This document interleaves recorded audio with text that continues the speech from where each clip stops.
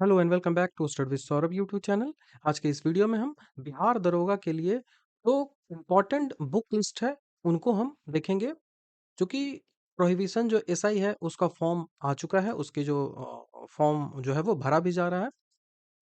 हाँ, सीट बहुत कम है, लेकिन आपको मैंने वीडियो बनाकर बता दिया है कि आपको क्यों फॉर्म भरना चाहिए। ये वाला वीडियो आप देख लीजिएगा, ये वीडियो आपको मेरे चैनल पे मिल जाएगा। और ये मैंने जो है वो पीवाईक्यू को डिस्कस किया है। तो पीवाईक्यू यदि आप देखना चाहते हो तो धीरे-धीरे मैं सारे पीवाईक्यू को डिस्कस कर दूँगा, तो उसको आप देख सकते हो कट ऑफ के अनुसार। और इसका पीडीएफ चाहते हो, तो इसका पीडीएफ भी मैंने आंसर के साथ अपने टेलीग्राम चैनल पे अपलोड कर दिया है, तो उस टेलीग्राम चैनल पे आप जाके जॉइन कर सकते हो, वहाँ आपको पीडीएफ मिल जाएगा। तो चूँकि स्टूडेंट्स का मैसेज आ रहा था कि कौन-सी बुकें हमें फॉलो करनी चाहिए, जिससे हमारा जो सिलेक्शन है वो सुनिश्चित हो सके। किताबें बहुत सारी हैं, लेकिन आपको कुछ लिमिटेड किताबें ही पढ़नी होती हैं। अपने सोर्स को आप जितना लिमिटेड रखोगे, जितना कम रखोगे, उतना आपके लिए बेटर होगा। आपका यदि ये सिलेबस है, तो आपको ट्राई करना है कि आप इतना से कभी ज़्यादा मत जाओ, ठीक है? आपका यदि सिलेबस ये है, तो आप हमेशा ट्राई करो कि इतना से ज़्यादा जाना ही नहीं है। एकदम इतना ही पेरिफेरल एरिया में ही हमको रहना है। अगर आप यहाँ से यहाँ चले जाते हो, तो आपका सिलेक्शन ना के बराबर होने के चांसेस रह जाते हैं। क्योंकि सिलेक्शन आपका निर्भर करता है, क्योंकि पढ़ने को बहुत है। तो आप इसी एरिया में रहो, तो आपके लिए बेटर होगा। यहाँ जब रहोगे तो आपका सिलेक्शन सुनिश्चित होगा।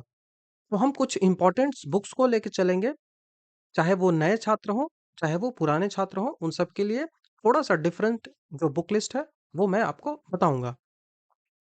मैं किताबें वो बताऊंगा जहां से आपको डायरेक्ट 80 क्वेश्चंस तो आ ही जाएंगे। 80 प्लस मैं बोलता हूँ, 80 प्लस क्वेश्चंस यहाँ से आ जाएंगे इफ आप बहुत अच्छे तरीके से मेहनत करते हो तो। तो हम सारी चीज़ों पे डिस्कस करेंगे कि कौन से सेट आपको लगाने चाहिए, कौन सा पीवाईक्यू लगाना चाहिए। तो हर चीज़ों पे डिस्कस करेंगे, और वो पीवाईक्यू आपको कहाँ मिलेगा।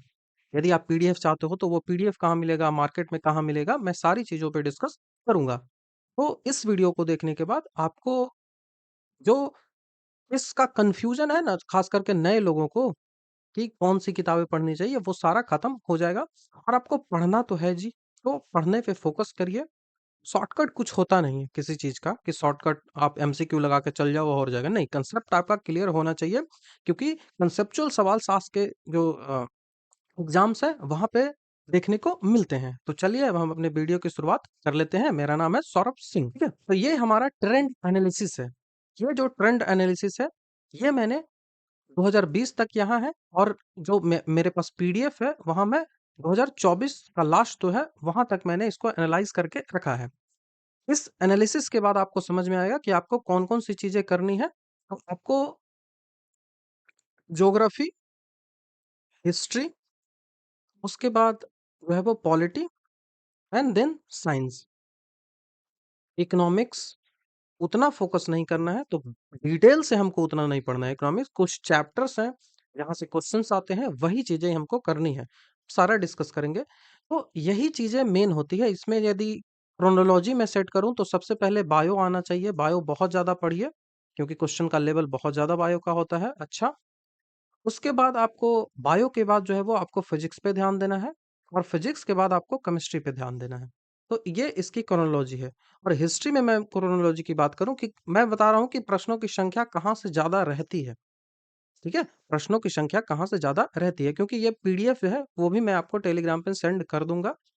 प्रश्नों की संख्या जो हिंदी हिस्ट्री है, वहां पे सबसे ज्यादा मॉडर्न हिस्ट्री से रहती है।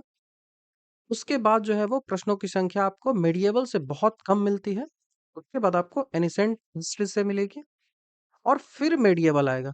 ठीक है? फिर मेडिएवल आएगा, तो ऐसे प्रश्नों की संख्या होती है। वहीं ज्योग्राफी में हम बात करें तो ज्योग्राफी में वर्ल्ड ज्योग्राफी से बहुत कम सवाल होते हैं। कुछ लिमिटेड चैप्टर्स हैं, यदि आप उनको स्टैटिक टाइप से कर लेते हो, स्टैटिक टाइप से ही पूछता है, तो स्टैटिक टाइप से भी कर लेते हो हो जाएगा। मेन मेन हमारा फोकस इंडियन ज्योग्राफी होना चाहिए, क्योंकि इंडियन ज्योग्राफी से ही सवाल आते हैं। इकोनॉमिक्स में कुछ ही चैप्टर हैं जिनको करना है। तो ये जो पीडीएफ आपको मैं दूंगा, ठीक है? और ये जो एनालिसिस मैंने यहाँ पे दिखाया है, इससे एक ही आइडिया आपको लगेगा कि क्वेश्चंस के जो कैसे सीमाएँ होती हैं, जैसे आपको 100% 100 प्लस क्वेश्चन है ना, तो इसमें तो एकदम छाँट के रख लो कि 18 से 20 जो है वो करंट अफेयर के क्वेश्चन्स आते हैं। 18 से 20 करंट अफेयर के क्वेश्चन्स आते हैं, तो ये आपको ध्यान में रखना है। तो अब हम एक-एक करके जो बुक है, उनकी लिस्ट पे चर्चा करते हैं कि कौन-कौन सी बुकें हैं, किस सब्जेक्ट के लिए आपको करनी है। देखिए, मैं स्टूडेंट्स हैं, ये सारे चीज़ों पे हम डिस्कस करेंगे कि ये जो है history, geography, polity, environment, economics, तो ये सारे चैप्टर्स आपको सब्जेक्ट्स करने पड़ते हैं। इनमें हम बुक लिस्ट है ना, उनको 2 पार्टों में डिवाइड करेंगे, ठीक है? बुक लिस्ट हमको 2 पार्टों में हमने इनको डिवाइड करेंगे। पहला हम उन स्टूडेंट्स के लिए रखेंगे, जो स्टूडेंट्स केवल मतलब नॉर्मल सी चीज़ें करना चाहते हैं, ठीक है? नॉर्मल आपको एक जो है वो शॉर्टकट पे जो भरोसा करते हैं, ठीक है? जो एक ट्रिक चाहते हैं, शॉर्टकट चाहते हैं, तो उनके लिए मैं सीधा रिकमेंड यहाँ पे कर दूँगा। मतलब आप ऐसा है कि आप एसआई में आके और रुक जाओगे। आपको आगे कोई भी एग्ज़ाम नहीं देना है, आपको आगे कोई भी फॉर्म नहीं भरना है, मतलब आप आगे नहीं बढ़ोगे, आपको बीएसएससी की तैयारी नहीं करनी है, जो सीजीएल 4 आने वाला है, सीजीएल 4 जो आएगा, उसकी तैयारी आपको नहीं करनी है, आगे आने वाले जो बीपीएससी है, उसकी तैयारी आपको नहीं करनी है। तो इस लिस्ट में मैं इनको रखूँगा, तो इन सब के लिए मैं सीधा-सा बोलूँगा कि आप लूसेंट या क्राउन और उसके साथ, ठीक है? लूसेंट, क्राउन और उसके साथ जो घटना चक्र है, उसका एमसीक्यू करिए। घटना चक्र पूर्वावलोकन का एमसीक्यू करिए। कौन-कौन से का? तो geography and history, geography and polity, इन तीनों का करिए। और उसके बाद ग्रुप डी का आप एमसीक्यू करिए। जो भी पूछा गया है 2017-18 वाले में, फिर 2022 वाले में, उन सबको आप करिए साइंस के लिए, ठीक है? आप साइंस के लिए इन सबको करेगा, फिजिक्स, केमिस्ट्री, बायो तीनों करो। इतना करिए, इतना से आपका रिजल्ट जो है वो श्योर हो जाएगा, ठीक है? इतना से आपका रिजल्ट श्योर होगा। करंट अफेयर के लिए आप स्पीडी कर लीजिए, काफ़ी है और आपका काम यहाँ पे खत्म हुआ। आप अब वीडियो छोड़ के यहाँ से जा सकते हो, आपका कोई नहीं है। और दूसरी कैटेगरी जो हमारा आता है, मतलब आप जाइए अब आपका खत्म हो गया, वीडियो छोड़ दीजिए यहाँ से। दूसरी कैटेगरी आती है जो भविष्य को देखते हैं, जिनको सीजीएल जो 4 आने वाली है बीईसीसी का, उसको आपको प्रिपरेशन करना है। आप आगे चल के बीपीएससी देने वाले हो, आप आगे चल के जो एएसओ की वैकेंसी आती है, वो देने वाले हो। तो मतलब एक बहुत ज़्यादा आपका फ्यूचर के बारे में आप सोचते हो कि हम तो एसआई की नौकरी है, वहीं पे रुक जाएँगे। क्योंकि एसआई वाली जो पोस्ट है ना, एसआई वाली जो जॉब है, यहाँ पे आपको जो वर्कलोड है ना, बहुत ज़्यादा है। वर्कलोड बहुत ज़्यादा है, लाइफ़स्टाइल बहुत खराब है, लेकिन यहाँ पे लोग इसलिए जाते हैं क्योंकि उनको पावर मिलता है। लेकिन उस पावर का आपको वैल्यू समझ में आ जाएगा जब आप वहाँ जाइएगा, ठीक है? जो घूस, तो समय तो आने वाला है कि घूस तो खत्म होगा, जो ब्राइबरी है, वो तो खत्म होने वाला है, क्योंकि टेक्नोलॉजी आ चुकी है मीडिया। आप लीजिएगा, घूस सीधा आपका वीडियो रिकॉर्ड कर देगा, हो गया खत्म खेल।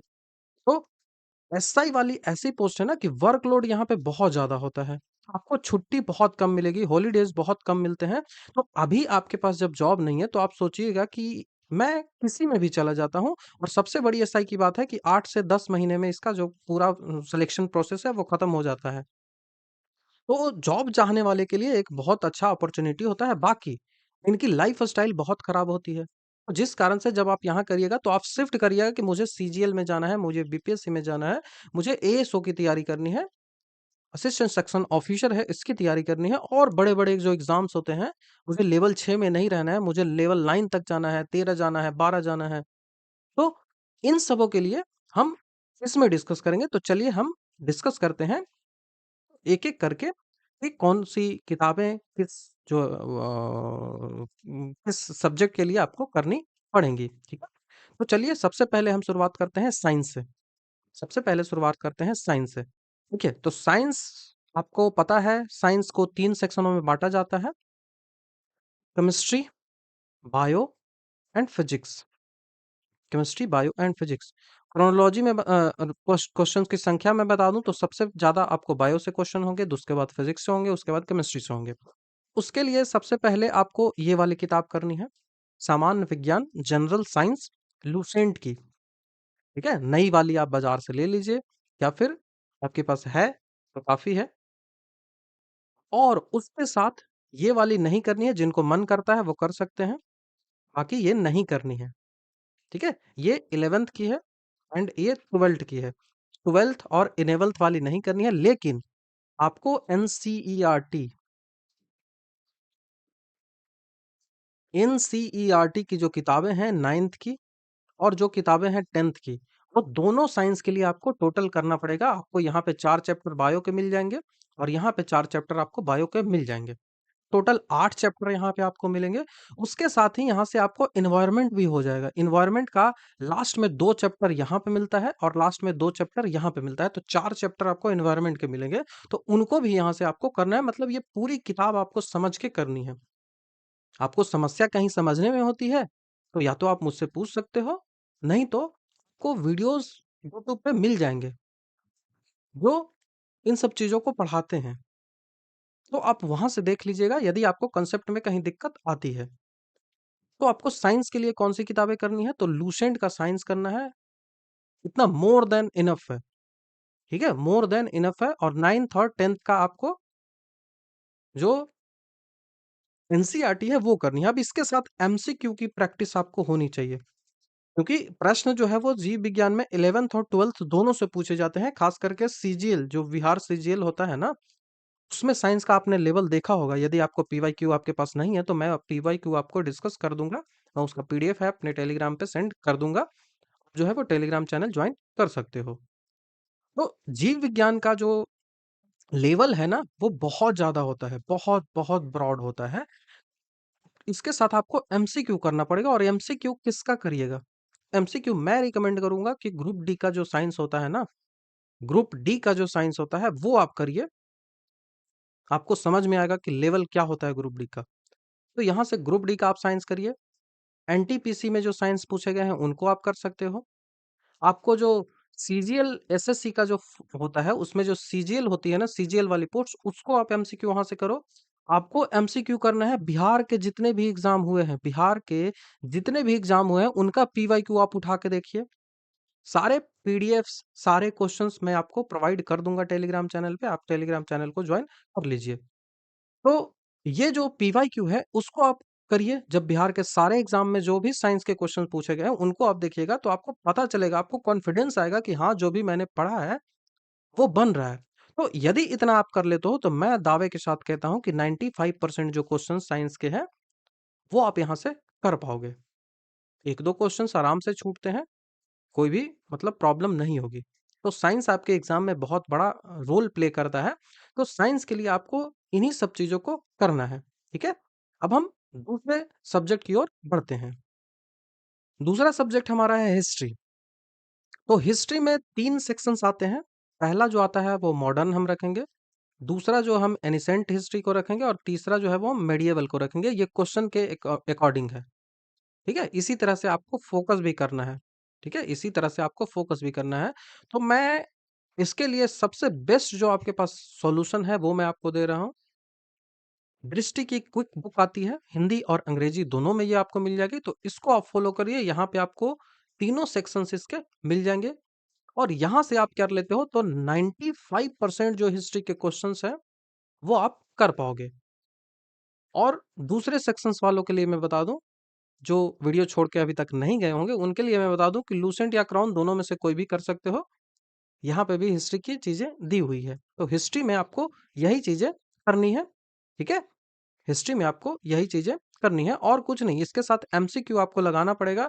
उसके लिए एमसीक्यू के लिए मैं एक चीज आपको बोलता हूँ, सीधा घटना चक्र उठाइए।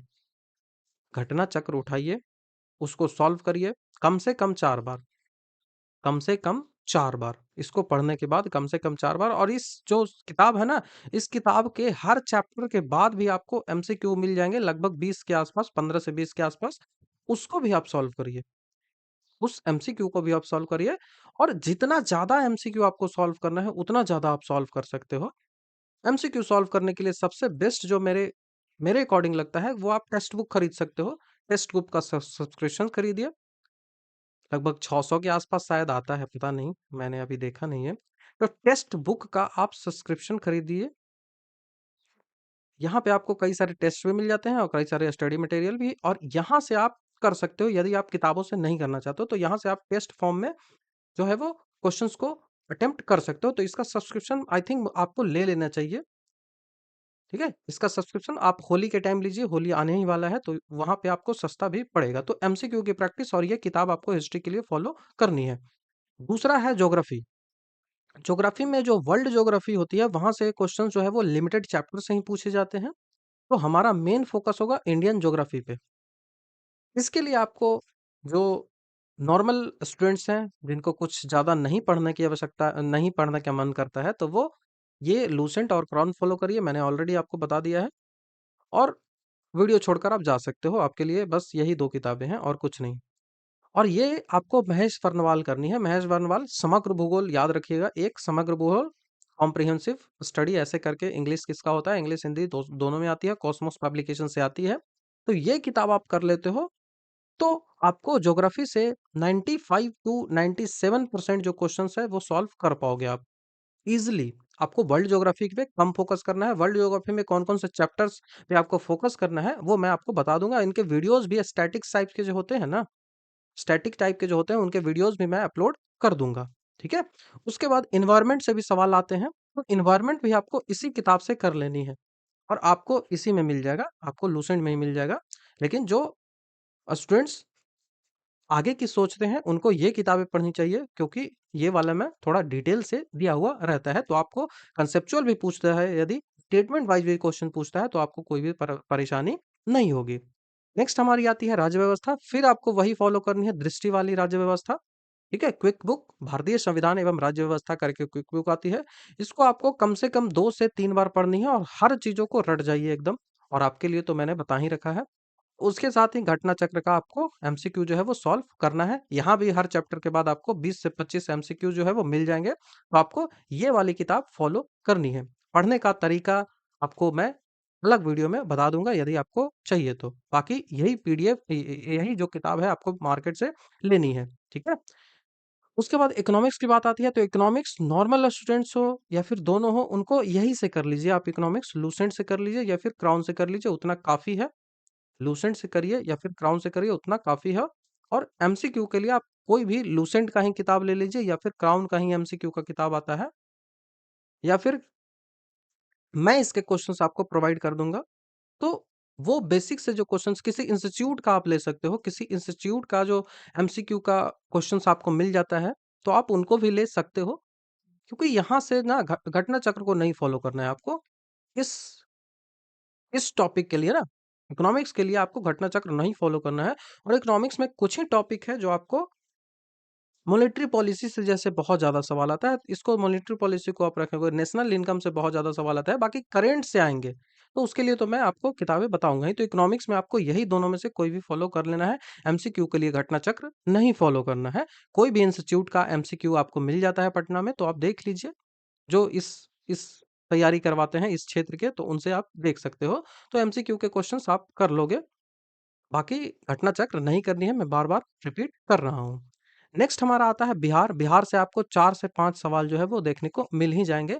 तो बिहार आपको क्या करना है, तो बिहार के लिए एक एडिटोरिया की पतली-सी किताब आती है, आई थिंक 50 या 60 पेज होगा उसमें, तो वो आप फ़ॉलो कर सकते हो।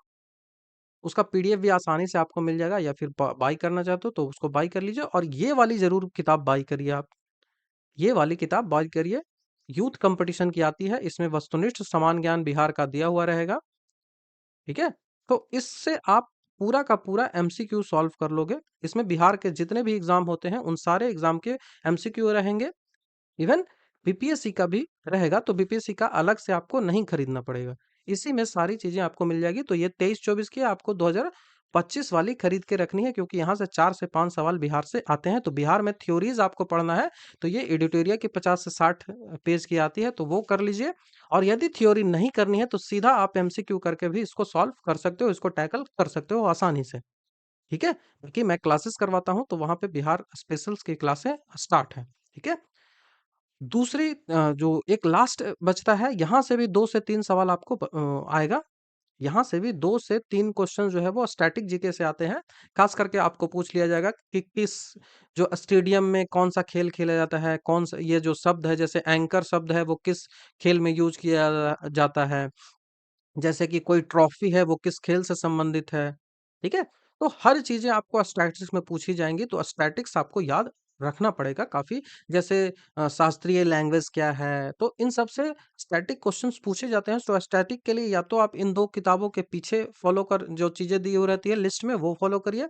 नहीं तो यूथ कॉम्पिटिशन की आप स्टैटिक जीके का एक बुक ले लीजिए। यूथ कॉम्पिटिशन की आती है। बाकी आपके पास जो भी हो उससे फॉलो कर सकते हो, लेकिन ये स्टैटिक जीके वाला आप ले लीजिए। इसका पीडीएफ आपको आसानी से मिल जाएगा, कहीं भी इंटरनेट खोजिए, आपको पीडीएफ ही मिल जाएगा। तो इस बुक से आप स्टैटिक पोर्शन कर सकते हो। काफ़ी एक जगह सारी स्टैटिक्स पोर्शन जो आपको जो है वो मिल जाएँगे, जिससे आपको 2 से 3 क्वेश्चन्स तो आप आसानी से कर पाओगे। तो ये स्टैटिक वाली बात हो गई। उसके बाद आती है करंट अफेयर की बात, क्योंकि करंट अफेयर 15 से 20 क्वेश्चन जो है वो आपको आएँगे। तो करंट अफेयर को मैं रिकमेंड करूँगा कि आप जो है वो स्पीडी फॉलो करिए। स्पीडी की एक सालाना वाली आती है, तो उस स्पीडी को आप फॉलो करिए तो वो आपके लिए ज़्यादा अच्छा होगा। ठीक है? पीडी फॉलो करिए तो वो सबसे बेटर होगा। इसमें हर सालाना, हर महीने में पूरा साल का आता है। तो जब भी आपका एग्ज़ाम हो, जैसे अभी फॉर्म आ चुका है तो 2 महीने में तो एग्ज़ाम हो जाएगा एसआई का।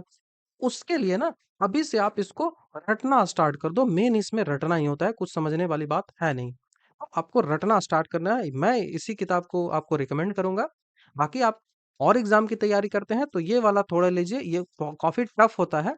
इसमें एमसीक्यू के सहारे जो है वो चीज़ें दी हुई रहती हैं, तो ये वाला भी कर सकते हो। बाकी मैं रिकमेंड करूँगा कि एसपीडी ही आप फॉलो करिए, बाकी आपको करंट अफेयर के कई सारे किताबें जो है वो मिल जाएँगी, ठीक है?